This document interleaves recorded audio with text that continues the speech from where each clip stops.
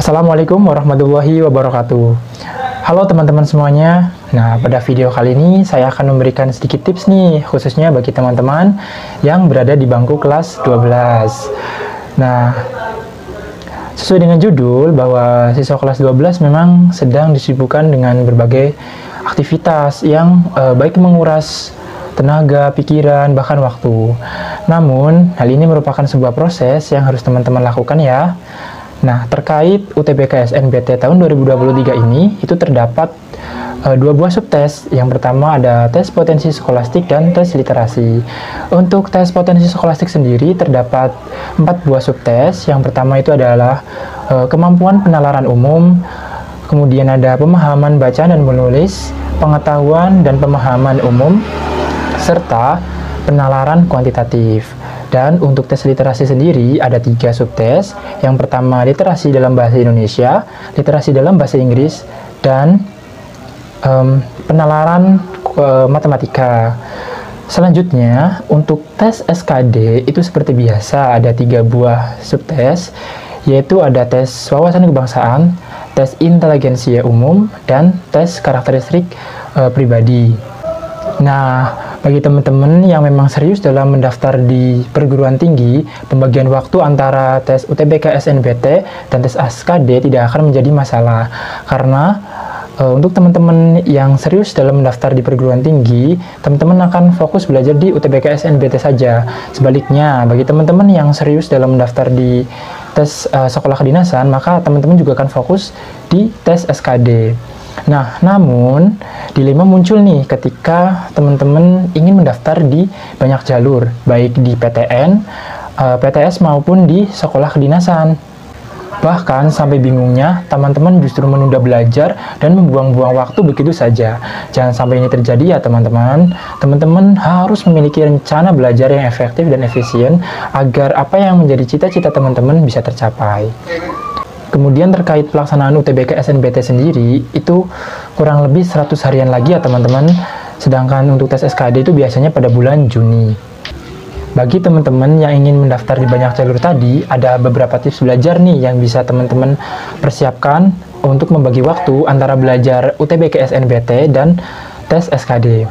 Yang pertama adalah prioritaskan untuk belajar UTBK SNBT.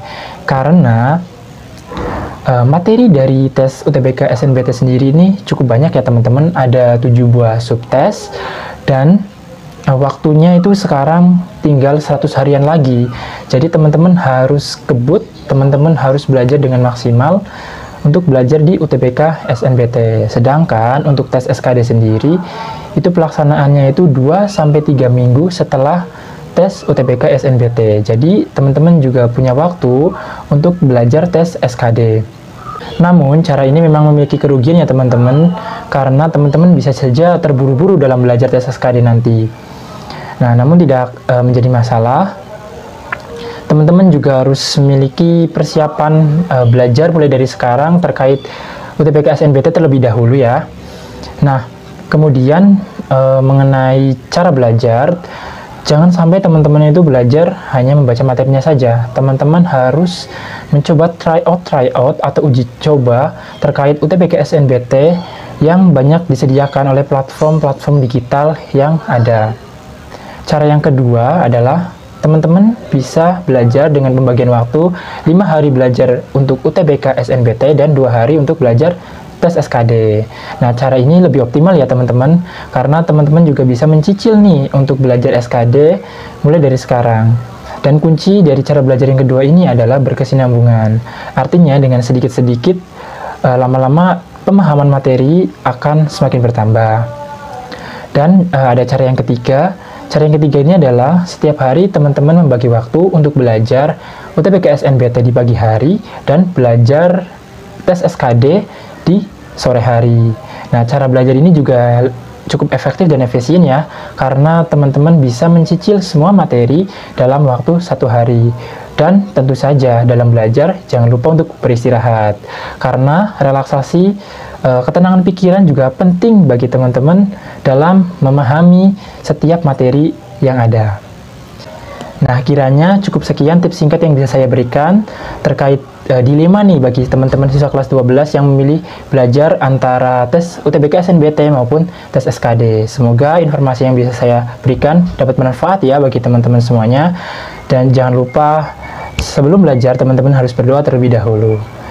Terima kasih bagi teman-teman yang sudah menyimak dan menonton video ini sampai akhir.